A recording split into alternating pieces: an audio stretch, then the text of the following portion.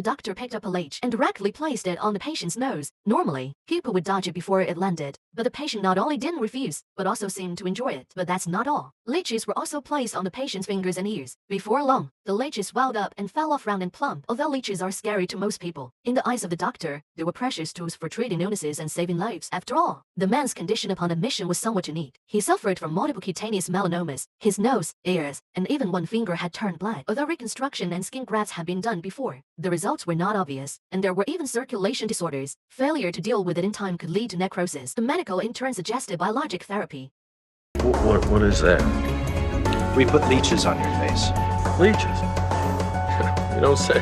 Turns out leeches can secrete a blood thinner, helping to break down blood clots and disperse them. It's a bit like a large-scale pump. Most people would find it difficult to accept. However, the man remained extremely calm. After all, he had been hiking for 40 years, already accustomed to nature's creatures. A mere leech was nothing to him, but this stumped the female doctor. No matter how she manipulated it, the leech refused to attach to the man's body. The male doctor quickly caught on. Leeches tend to feel anxious in bright light, so he turned off the lights and casually picked up a leech. And this trick indeed worked. The leech immediately attached to the man's nose, starting its blood-sucking feast. Speaking of leeches, they were indeed effective. Before long, they swelled up, and the circulation of the man's affected area also improved significantly. It seemed the leeches were full, as they dropped off directly. But what people didn't expect was that the man actually developed a bond with leeches, insisting on taking them home as pets. I'd like to keep her.